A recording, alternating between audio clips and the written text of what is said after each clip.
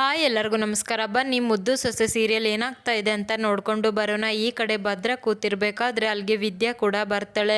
ಬಂದಿದ ತಕ್ಷಣ ಏನಮ್ಮಿ ಇಷ್ಟೊಂದು ಖುಷಿಯಾಗಿದೆಯಾ ಅಂತ ಹೇಳಿದಾಗ, ನೀವು ನೋಡೋಕೆ ಅಷ್ಟು ದೊಡ್ಡ ಮನುಷ್ಯರಾದ್ರೂ ಕೂಡ ಬೇರೆಯವ್ರಿಗೆ ಕಷ್ಟ ಅಂದರೆ ಎಷ್ಟು ಬೇಗ ಸಹಾಯ ಮಾಡ್ತೀರಾ, ಏನಾದರೂ ಕೇಳಿದರೆ ಇಲ್ಲ ಅಂತ ಹೇಳೋದೇ ಇಲ್ಲ. ಈಗ ನಿಮ್ಮ ಗುಣಗಳು ನನಗೆ ತುಂಬಾ ಇಷ್ಟ ಆಯಿತು ಅಂತ ವಿದ್ಯೆ ಹೇಳಿದ ತಕ್ಷಣ, ಅಯ್ಯೋ ಅದರಲ್ಲಿ ಏನಿದೆ ಅಮ್ಮಿ, ಒಬ್ಬರಿಗೆ ಒಳ್ಳೇದಾಗುತ್ತೆ ಅಂದರೆ ನಿಜವಾಗ್ಲೂ ಕೂಡ ನಾನು ತುಂಬ ಸಂತೋಷದಿದ್ದ ಆ ಕೆಲಸನ ಮಾಡಿಕೊಡ್ತೀನಿ ಅಂತ ಭದ್ರ ಹೇಳ್ತಾನೆ. ಅದೇ ಟೈಮ್ಗೆ ಅಲ್ಲಿಗೆ ಕ್ವಾಟ್ಲೆ ಕೂಡ ಬರ್ತಾನೆ. ಬಂದಿದ ತಕ್ಷಣ, ಏನಿಲ್ಲ ಕ್ವಾಟ್ಲೆ, ಹೇಳ್ದೆ ಕೇಳ್ದೆ ಹಾಗೆ ಬಂದುಬಿಟ್ಟಿದ್ಯಾ, ಒಂದು ಫೋನ್ ಕೂಡ ಮಾಡಿಲ್ಲ ಅಂತ ಭದ್ರ ಹೇಳಿದಾಗ, ಏನದಕ್ಕೆಮ್ಮ ಚೆನ್ನಾಗಿದ್ದೀರಾ ಅಂತ ಕೇಳ್ತಾನೆ. ಅಯ್ಯೋ ನೀವು ನಿನ್ನೆ ರಾತ್ರಿ ಮಾಡಿರೋ ಅವಂತರಕ್ಕೆ ತುಂಬ ಚೆನ್ನಾಗಿದ್ದೀನಿ ಅಂತ ವಿದ್ಯೆ ಹೇಳಿದ ತಕ್ಷಣ, ಯಾಕಪ್ಪ ಅದಕ್ಕೆಮ್ಮ ಈ ರೀತಿ ರಾಂಗ್ ಆಗಿ ಮಾತಾಡ್ತಾ ಇದ್ದಾರೆ ಅಂತ ಕ್ವಾಟ್ಲೆ ಯೋಚನೆ ಮಾಡ್ತಾ ಇರಬೇಕಾದ್ರೆ, ನಿನ್ನೆ ನೈಟ್ ವಿಚಾರ ಗೊತ್ತಾಗಿದೆ ಕಣೋ ಅಂತ ಹೇಳ್ತಾನೆ. ಓ ಹಾಗಿದ್ರೆ ಈ ವಿಚಾರನ ಜಾಸ್ತಿ ಹೊತ್ತು ಮಾತಾಡೋದು ಬೇಡ ಅಂತ ಹೇಳ್ಬಿಟ್ಟು, ಯಾಕ ಬಂದಿದ್ದು ಕ್ವಾಟ್ಲೆ ಅಂತ ಭದ್ರ ಕೇಳಿದಾಗ, ಏನಿಲ್ಲ ಅಮ್ಮಮ್ಮ ಊರಿಗೆ ಬರ್ತೀನಿ ಅಂತ ಹೇಳಿದರು, ಅದಕ್ಕೆ ಅವ್ರನ್ನ ಕರ್ಕೊಂಡು ಹೋಗ್ಬೇಕು ಅಂತ ಬಂದಿದ್ದೀನಿ ಅಂತ ಹೇಳಿದಾಗ, ಹೌದಾ ಹಾಗಿದ್ರೆ ಅಮ್ಮಮ್ಮ ನನ್ನ ಹತ್ರ ಈ ವಿಚಾರ ಮಾತಾಡೇ ಇಲ್ಲ ಅಂತ ಭದ್ರ ಹೇಳ್ತಾನೆ. ನನಗೇನಪ್ಪ ಗೊತ್ತು, ಅಮ್ಮಮ್ಮ ಕಾಲ್ ಮಾಡಿಬಿಟ್ಟು ಯಾವುದೋ ಫಂಕ್ಷನ್ ಇದೆ ಅದನ್ನು ಮುಗಿಸ್ಕೊಂಡು ಹಾಗೆ ಊರಿಗೆ ಹೋಗೋಣ ಬಾ ಅಂತ ಹೇಳಿದರು. ನೀನು ನಿಮ್ಮಮ್ಮ ಇಬ್ಬರು ಅಮ್ಮಮ್ಮ ಇಬ್ಬರು ಕೂಡ ಅದೇನು ಮಾತಾಡ್ಕೊಳ್ತಿರೋ ಏನೋ, ಅಮ್ಮಮ್ಮ ಮೊಮ್ಮಗನ ವಿಚಾರ ನನಗೇಗಪ್ಪ ಗೊತ್ತಾಗಬೇಕು ಅಂತ ಕ್ವಾಟ್ಲೆ ಹೇಳಿದ ತಕ್ಷಣ, ಸರಿ ಆಯಿತು ಬಾ ಹೋಗಿ ಅಮ್ಮಮ್ಮನ ಹತ್ರನೇ ಮಾತಾಡೋಣ ಅಂತ ಹೇಳ್ಬಿಟ್ಟು ಅಲ್ಲಿಗೆ ಬರ್ತಾರೆ. ಇನ್ನು ಈ ಕಡೆ ಸುಭಾಷ ಕೂಡ ಬೈಕ್ ತೊಗೊಂಡು ಬರ್ತಾ ಇರಬೇಕಾದ್ರೆ ಯಾವುದೋ ಹುಡುಗಿ ಕೂಡ ಅಲ್ಲಿ ನಿಂತಿರ್ತಾಳೆ. ಯಾವುದೋ ಒಂಟಿ ಅಕ್ಕಿ ಇದೆ, ಒಳ್ಳೆ ಚಾನ್ಸು, ಮಿಸ್ ಮಾಡ್ಕೋಬಾರ್ದು ಅಂತ ಹೇಳ್ಬಿಟ್ಟು ಸುಭಾಷ ಕೂಡ ಅಲ್ಲಿಗೆ ಬಂದುಬಿಟ್ಟು, ಅಯ್ಯೋ ನಾನು ವಾಚು ಮನೆಯಲ್ಲೇ ಮರ್ತುಬಿಟ್ಟು ಬಂದಿದ್ದೀನಿ, ಫೋನ್ ಕೂಡ ನೀಟಾಗಿ ವರ್ಕ್ ಆಗ್ತಾ ಇಲ್ಲ, ಸ್ಕ್ರೀನ್ ಎಲ್ಲ ಒಡೆದೋಗ್ಬಿಟ್ಟಿದೆ, ದಯವಿಟ್ಟು ಸ್ವಲ್ಪ ಟೈಮ್ ಎಷ್ಟು ಅಂತ ಹೇಳ್ತೀರಾ ಅಂತ ಕೇಳಿದಾಗ ಟೈಮ್ ಕೂಡ ಹೇಳ್ತಾರೆ. ಹೌದು ಎಲ್ಲಿಗೆ ಹೋಗಬೇಕು, ಇಲ್ಲಿ ಯಾಕೆ ಒಬ್ಬರೇ ನಿಂತ್ಕೊಂಡು ಕಾಯ್ತಾ ಇದ್ದೀರಾ ಅಂದಾಗ, ಅದೆಲ್ಲ ನಿಮಗೆ ಬೇಡದೇ ಇರೋ ವಿಚಾರ ಅಂತ ಹೇಳ್ತಾಳೆ. ಆಗಲ್ಲ ಪಾಪ, ಒಂಟಿ ಹೆಣ್ಣು, ಇಷ್ಟೊಂದು ಸುಂದರವಾಗಿ ಬೇರೆ ಇದ್ದೀರಾ, ಇಲ್ಲಿ ಬಸ್ಸೆಲ್ಲ ಬರೋದಿಲ್ಲ, ಬೇಕು ಅಂದರೆ ನಾನೇ ನಿಮಗೆ ಸಹಾಯ ಮಾಡ್ತೀನಿ, ಎಲ್ಲಾದರೂ ಹೋಗ್ಬೇಕು ಅಂದರೆ ಹೇಳಿ ಡ್ರಾಪ್ ಕೊಡ್ತೀನಿ ಅಂತ ಹೇಳಿದಾಗ, ಹೌದಾ ಈ ಊರಲ್ಲೂ ಕೂಡ ಡ್ರಾಪ್ ಕೊಡೋವಷ್ಟು ಒಳ್ಳೆಯವರು ಇದ್ದಾರೆ, ನಿಜವಾಗ್ಲೂ ನನಗೆ ಗೊತ್ತೇ ಇರಲಿಲ್ಲ, ಆಗಿದ್ದರೆ ನಾನು ಬರ್ತೀನಿ ಅಂತ ಹೇಳಿದಾಗ, ಹೌದಾ ನಿಮಗೆ ಎಲ್ಲಿಗೆ ಬಿಡಬೇಕು ಅಂತ ಕೇಳ್ತಾನೆ. ನೀವು ಎಲ್ಲಿ ಕರ್ಕೊಂಡು ಹೋದ್ರು ಸರಿ ಅಂತ ಹೇಳಿದಾಗ, ಆಗಿದ್ದರೆ ನಡುವೆ ಎಲ್ಲಾದರೂ ಕರ್ಕೊಂಡು ಹೋಗ್ಬೋದು ಅಲ್ವಾ ಅಂತ ಹೇಳಿದಾಗ, ಹೌದು ಕಣೋ ಕರ್ಕೊಂಡು ಹೋಗು ಅಂತ ಹೇಳ್ಬಿಟ್ಟು ಲೇಡಿ ಅಂತೂ ಫುಲ್ ಸ್ಟ್ರಾಂಗ್ ಆಗಿಬಿಡ್ತಾಳೆ. ಏನಮ್ಮಿ ಇಷ್ಟೊಂದು ಜೋರಾಗಿ ಮಾತಾಡ್ತಾ ಇದೆಯಾ ಅಂತ ಹೇಳಿದಾಗ, ಹೌದು ಕಣೋ ನಾನು ಪೊಲೀಸ್ ಅಂತ ಹೇಳಿದ ತಕ್ಷಣ ಸುಭಾಷಾಗಂತೂ ಫುಲ್ ಶಾಕ್ ಆಗಿಬಿಡುತ್ತೆ. ಅಯ್ಯೋ ಮೇಡಮ್ ಏನು ಮಾತಾಡ್ತಾ ಇದ್ದೀರಾ, ನಾನೇನು ಡ್ರಾಪ್ ಕೇಳಬೇಕು ಅಂತ ಮಾತಾಡಿಸ್ದೆ ಅಷ್ಟೇ ಅಂತ ಹೇಳಿದಾಗ, ಸಾಕು ಮುಚ್ಚೋ ಬಾಯಿ, ಒಂಟಿ ಹುಡುಗಿರು ಸಿಕ್ಕರೆ ಬರೀ ಚುಡಾಯಿಸೋದೇ ನಿಮ್ಮ ಕೆಲಸ ಅಲ್ವಾ, ಚಾನ್ಸ್ ಸಿಕ್ಕರೆ ಅವ್ರ ಕತೆನೂ ಕೂಡ ಮುಗಿಸ್ಬಿಡ್ತೀರಾ, ಹತ್ತೋ ಪೊಲೀಸ್ ಜೀಪ ಅಂತ ಹೇಳಿದ ತಕ್ಷಣ, ಅಯ್ಯೋ ಮೇಡಮ್ ಏನು ಮಾತಾಡ್ತಾ ಇದ್ದೀರಾ, ಏನೋ ಪಾಪ ಹುಡುಗಿಗೆ ಸಹಾಯ ಮಾಡಬೇಕು ಅಂತ ಮಾತಾಡಿಸ್ದೆ, ಅದು ಬಿಟ್ಟರೆ ಬೇರೆ ಏನೂ ಇಲ್ಲ, ನಾನು ಯಾರು ಅಂತ ನಿಮಗೆ ಗೊತ್ತಿಲ್ಲ, ಗೊತ್ತಾದರೆ ನೀವು ಈ ರೀತಿ ಮಾತಾಡೋದು ಇಲ್ಲ ಅಂತ ಹೇಳಿದಾಗ, ಆದರೆ ನಾನು ಪೊಲೀಸ್ ಕಣೋ, ನಾನು ಯಾರು ಅಂತ ಗೊತ್ತು ತಾನೇ, 10 ಜೀಪು, ನೀನು ಯಾವನಾದರೆ ನನಗೇನು, ನಿನ್ನಂಥವನಿಗೆ ಸರಿಯಾಗಿ ಬುದ್ಧಿ ಕಲಿಸ್ಬೇಕಂತ ಹೇಳ್ಬಿಟ್ಟು ಅವನ್ನ ಪೊಲೀಸ್ ಸ್ಟೇಷನ್ಗೆ ಕರ್ಕೊಂಡು ಬರ್ತಾರೆ.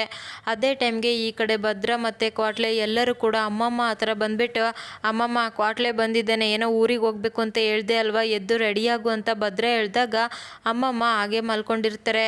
ಅಯ್ಯೋ ಅಮ್ಮಮ್ಮ ನಿನಗೆ ಹೇಳ್ತಾ ಇರೋದು ಕೇಳಿಸ್ತಾ ಇಲ್ವಾ ಅಂತ ಭದ್ರ ಹೇಳಿದಾಗ, ಅಯ್ಯೋ ಅಣ್ತಮ್ಮ ಮೇ ಬಿ ಅಮ್ಮಮ್ಮ ಟ್ಯಾಬ್ಲೆಟ್ ತೊಗೊಂಡು ಮಲಗಿರಬೇಕು, ಅದಕ್ಕೆ ಗಾಢವಾದ ನಿದ್ದೆಯಲ್ಲಿದ್ದಾರೆ, ಜೋರಾಗಿ ಮಾತಾಡು ಅಂತ ಹೇಳಿದಾಗ, ಅಪ್ಪ ನಮ್ಮ ಮುದುಕಿಗೆ ಸ್ವಲ್ಪ ಸೌಂಡ್ ಆದ್ರೂ ಕೂಡ ಹಾಗೆ ಎಚ್ಚರ ಆಗುತ್ತೆ, ಅಂಥದ್ರಲ್ಲಿ ಇಷ್ಟು ಜೋರಾಗಿ ಕಿರಿಸ್ತಾ ಇದ್ದೀನಿ, ಅವ್ರು ಕೇಳಿಸ್ತಾ ಇರುತ್ತಾ, ಸುಮ್ಮನೆ ಇರು ಅಂತ ಹೇಳ್ಬಿಟ್ಟು ಎದ್ದೇಳು ಅಮ್ಮಮ್ಮ ಅಂತ ಹೇಳ್ತಾ ಇರ್ತಾನೆ. ಆದರೆ ಅಮ್ಮಮ್ಮ ಫುಲ್ ನಾಟಕ ಮಾಡ್ತಾ ಇರ್ತಾರೆ. ಯಾಕೆ ಅಣ್ತಮ್ಮ ಅಮ್ಮಮ್ಮ ಮಾತಾಡ್ತಾ ಇಲ್ಲ, ಇರು ಅಂತ ಹೇಳ್ಬಿಟ್ಟು ಕೈನ ಚೆಕ್ ಮಾಡಿದ ತಕ್ಷಣ, ಅಣ್ತಮ್ಮ ನಾಡಿ ಮಿಡಿತ ವರ್ಕ್ ಆಗ್ತಾ ಇಲ್ಲ ಅಂತ ಕ್ವಾಟ್ಲೆ ಹೇಳ್ತಾನೆ. ಏನೋ ಹೇಳ್ತಾ ಇದ್ದೀಯಾ ಕ್ವಾಟ್ಲೆ, ಏನಾಯಿತು ನನ್ನ ಮುದುಕಿಗೆ, ಅಮ್ಮಮ್ಮ ಪ್ಲೀಸ್ ಅಮ್ಮಮ್ಮ ನನಗೆ ಈ ರೀತಿ ಭಯ ಪಡಿಸ್ಬೇಡ, ಕಣ್ಬಿಡು ಅಮ್ಮಮ್ಮ, ನನ್ನ ಕೈಲಿ ಆಗ್ತಾ ಇಲ್ಲ ಅಮ್ಮಮ್ಮ, ತುಂಬ ಭಯ ಆಗ್ತಾ ಇದೆ, ಎದ್ದೇಳು ಅಂದಾಗ, ಅಯ್ಯೋ ಅಮ್ಮಮ್ಮ ನಿಮಗೋಸ್ಕರ ಎಲ್ಲ ಸಾಂಬಾರು ಅಡುಗೆ ಕಲ್ತ್ಕೊಂಡಿದ್ದೀನಿ, ನಾನು ಮಾಡ್ತೀನಿ ಅಮ್ಮಮ್ಮ ಪ್ಲೀಸ್ ಎದ್ದೇಳಿ ಅಮ್ಮಮ್ಮ ಅಂತ ವಿದ್ಯೆ ಕೂಡ ಹೇಳ್ತಾ ಇರ್ತಾಳೆ.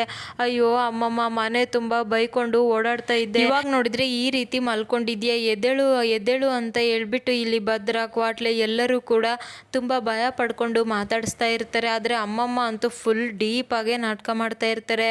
ಅದೇ ಟೈಮ್ಗೆ ವಿದ್ಯಾ ಅಮ್ಮ ಅಜ್ಜಿ ಅಪ್ಪ ಎಲ್ಲರೂ ಕೂಡ ಬಂದಿದ ತಕ್ಷಣ, ಏನೇ ಆಯಿತು ವಿದ್ಯೆ, ಯಾಕೆ ಎಷ್ಟೊಂದು ಗಾಬರಿ ಆಗಿದ್ದೀರ ಅಂತ ಕೇಳಿದಾಗ, ಅಮ್ಮಮ್ಮ ಮಾತಾಡ್ತಾ ಇಲ್ಲಮ್ಮ, ಕಣ್ಣು ಕೂಡ ಬಿಡ್ತಾ ಇಲ್ಲ ಅಂತ ಹೇಳಿದಾಗ, ಈ ಕಡೆ ಕ್ವಾಟ್ಲೆ ಕೂಡ ಉಸಿರನ್ನ ಚೆಕ್ ಮಾಡ್ತಾನೆ.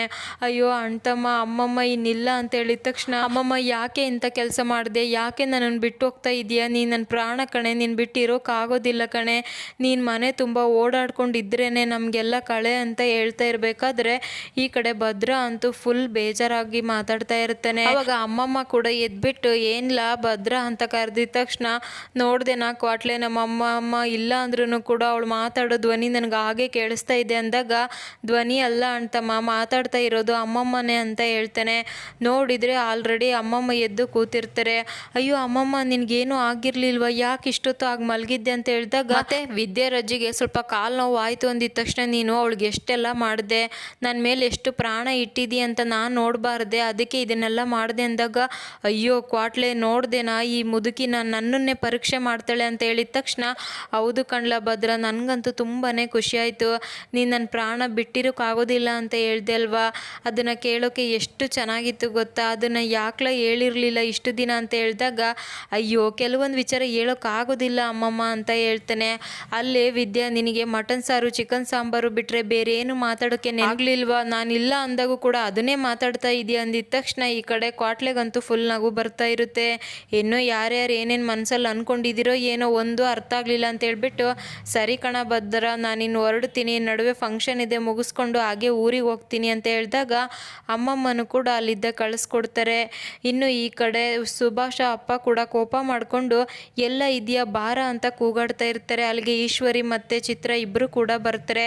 ಅಯ್ಯೋ ಏನಾಯಿತು ನಿಮಗೆ, ಅವನು ಅಟ್ಟಿಯಲ್ಲಿ ಇಲ್ಲ, ಯಾಕೆ ಇಷ್ಟೊಂದು ಕೂಗಾಡ್ತಾ ಇದ್ದೀರಾ ಅಂತ ಹೇಳಿದಾಗ, ಅಲ್ಲ ಕೊಟ್ಟಿರೋದು ಒಂದು ಕೆಲಸ ಅದನ್ನು ಕೂಡ ಸರಿಯಾಗಿ ಮಾಡೋದಿಲ್ಲ, ಮಾತೆತ್ತಿದ್ರೆ ನನ್ನ ಮಗುಗೆ ಜವಾಬ್ದಾರಿ ಕೊಡಿ ಅಂತ ಹೇಳ್ತೀಯ, ಈಗ ಮಾಡೋದು ಅವನು ಅಂತ ಹೇಳಿದಾಗ, ಹೌದು ಅಂಥ ಕೆಲಸ ಅವನಿಗೇನು ಕೊಟ್ಟಿದ್ರಿ ಅಂತ ಕೇಳ್ತಾಳೆ. ಕೆಲಸದವ್ರನ್ನ ಕರ್ಕೊಂಡೋಗಿ ಗದ್ದೆ ಕಳೆ ತಗ್ಸು ಅಂತ ಹೇಳಿದ್ದೆ, ನೋಡಿದರೆ ಅವನು ಇಲ್ಲ, ಕೆಲಸನೂ ಕೂಡ ಕೆಟ್ಟೋಗಿದೆ ಅಂತ ಹೇಳಿದಾಗ, ಏನು ಭಾರಿ ದೊಡ್ಡ ಕೆಲಸ ಕೊಟ್ಟಿದ್ದೀರಾ ನೋಡಿ, ಅದಕ್ಕೆ ಎಷ್ಟೊಂದು ಮಾತಾಡ್ತಾ ಇದ್ದೀರಾ ಅಂತ ಹೇಳ್ತಾಳೆ. ಕೊಟ್ಟಿರೋದು ಅದೇ ಕೆಲಸ ಆದ್ರೂ ಕೂಡ ಅದನ್ನು ಸರಿಯಾಗಿ ಮಾಡಿಲ್ಲ ತಾನೇ ಅವನು ಅಂತ ಹೇಳಿದಾಗ, ಸಾಕು ಸುಮ್ಮನೆ ಇರ್ತೀರ, ಪಾಪ ನನ್ನ ಮಗ ಈ ಮನೆಗೋಸ್ಕರ ಎಷ್ಟೆಲ್ಲ ಕಷ್ಟಪಡ್ತಾ ಇದ್ದಾನೆ, ಕಷ್ಟಪಡ್ತಾ ಇರೋದು ನಿನ್ನ ಮಗ ಅಲ್ಲ ಕಣೆ ಭದ್ರನ ನೋಡಿ ಕಲಿಬೇಕು, ಒಂದು ಕೆಲಸ ಹೇಳಿದರೆ ಎರಡು ಕೆಲಸ ಮಾಡ್ಕೊಂಡು ಬರ್ತಾನೆ, ಆದರೆ ನಿನ್ನ ಮಗ ಹೇಳಿರೋ ಕೆಲಸನೂ ಕೂಡ ಮಾಡ್ದೇನೆ ನಾಪತ್ತೆ ಆಗಿಬಿಡ್ತಾನೆ ಅಂತ ಹೇಳ್ಬಿಟ್ಟು ಅಲ್ಲಿದ್ದ ಹೋಗ್ಬಿಡ್ತಾರೆ. ಎಲ್ಲದಕ್ಕೂ ಭದ್ರ ನನಗಂತೂ ಈ ಹೆಸರು ಕೇಳಿ ಕೇಳಿ ಸಾಕಾಗೋಗಿದೆ ಅಂತ ಈಶ್ವರಿ ಕೂಡ ತುಂಬಾ ಕೋಪ ಮಾಡ್ಕೊಂಡು ಬಿಡ್ತಾಳೆ. ಇನ್ನು ಈ ಕಡೆ ಭದ್ರ ಕೂಡ ಅಮ್ಮಮ್ಮನ ಕಳಿಸಿ ಬಂದು ಕೂತಿದ ತಕ್ಷಣ ರತ್ನ ಕೂಡ ಭದ್ರಗೋಸ್ಕರ ಕಾಲ್ ಸೂಪ್ನ ಮಾಡ್ಕೊಂಡು ಬಂದು ಕೊಡ್ತಾಳೆ. ಅದನ್ನು ಭದ್ರ ಕುಡಿತಾ ಇರಬೇಕಾದ್ರೆ, ಅಳಿಯಂದ್ರೆ ನೀವು ಮೊಣಕಾಲಿಗೆ ಹಚ್ಚಿದ ತಕ್ಷಣ ನನ್ನ ನೋವೆಲ್ಲ ಕಡಿಮೆ ಆಯಿತು ಗೊತ್ತಾ, ನಿಜವಾಗ್ಲೂ ತುಂಬ ಖುಷಿ ಆಗ್ತಾ ಇದೆ ಅಂತ ಅಜ್ಜಮ್ಮ ಹೇಳಿದ ತಕ್ಷಣ, ಅಯ್ಯೋ ಅದರಲ್ಲಿ ಏನಿದೆ ಬಿಡಿ ಅಂತ ಭದ್ರ ಕೂಡ ಮಾತಾಡ್ತಾ ಇರ್ತಾನೆ.